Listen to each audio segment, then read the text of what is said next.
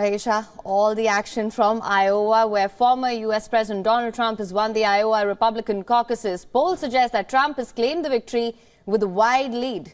Absolutely, Haim. That's what we were talking about here on the show yesterday as well. The former president's win gives him a strong start in the race for the 2024 Republican presidential nomination as the competition moves to New Hampshire. Now, Trump's victory is all but a foregone conclusion, given his lead in public polls. As per an AP poll, more than 70% of Iowa GOP caucus goers voted for Trump. The vote count is still underway, though. The next big question is, who will take the second place and by how much? Trailing behind are former South Carolina Governor Nikki Haley and Florida Governor Ron DeSantis, both in close race, effectively splitting the non-Trump vote. More than 1,600 places are expected to hold caucuses this year. Unlike other elections, the caucuses are being conducted by political parties and not the state government. Historically, presidential contestants have looked to the Iowa caucus to help launch themselves to nominee status. But the Iowa caucus has not always been the best predictor of who will be the party's nominee, even less so at predicting who will win the presidency. Despite that, the caucus's outcome frequently provides an advantage to the winners, often narrowing down the field by prompting underperforming contestants to exit the race.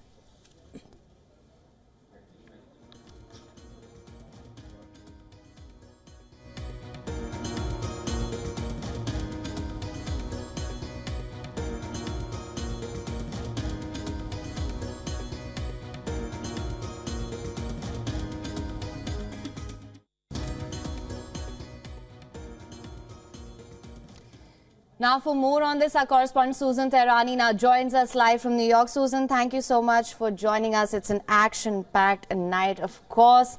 Now, as I mentioned earlier, Trump has a wide lead in the Iowa caucuses. Now, Susan, what is at stake here? How will the caucuses today set the tone for the U.S. presidential elections? As we mentioned earlier, this is not always a good measure or a litmus test for who will actually win, but it does set the momentum. Yeah, as former President Donald Trump says, a win is a win. The last time that I was speaking with you guys, Donald Trump, although Iowa has already mentioned that Donald Trump is the projected winner. They've already called it for him. And the last time that I was speaking with you guys, he was at 70%. As more votes come in, he's now at 54.2%. But you're absolutely right. While Iowa really does give a jump and the former president says that a win is a win, it doesn't necessarily mean that the individual goes into becoming the party's nominee. For example, in 2016, it was Ted Cruz. And the last time that a Republican won Iowa and became president was in 2000, and it was George W. Bush. But nonetheless, Iowa is important because, first of all, you know, it jumpstarts the primary, and also it gives candidates an idea of what Republican voters are looking for. And I thought it was very fascinating that when Iowans were polled, while 2 or 3 months ago, most Americans would have said that the economy was the most important aspect of the problems on their mind. For Iowans, the majority of them right now was border and immigration. So this is very important moving into one state to another for the candidates to start campaigning on. So, you know, aspects like that, fundraising, and also, of course, Iowa is a state because they're caucusing. They're the first state, is one of those states where there are different sectors and different kinds of people in that state. You know, you have the urbans, the suburbans, you have the educated, you have the rural, you have the evangelical voter. So, you know, you really, the candidates get a feel of what kind and what issues the voters have in mind. Right, Susan, you mentioned that the voting is still underway. The next big question is that who will take the second place and by how much?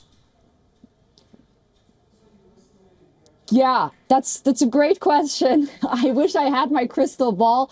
I don't know how to predict that, because the last time that I checked before coming on air with you guys, believe it or not, Haley and DeSantis were tied at 18%. This is very important for both of them, considering the fact that DeSantis has been spending so much time in Iowa. He's been to every single county, and it's so important for him. He's been spending so much money over there, and that he has, Haley on his mind and on his back, to the extent that immediately after Iowa, he's not going to New Hampshire, which is customary for these Republican candidates. He's actually going to South Carolina, which is Haley's home base. So, DeSantis has a lot at stake. And one of those surprising aspects was that DeSantis was really counting on those evangelical, religious, rural voters to come out and support him. And it seems that they all went for Donald Trump in Iowa.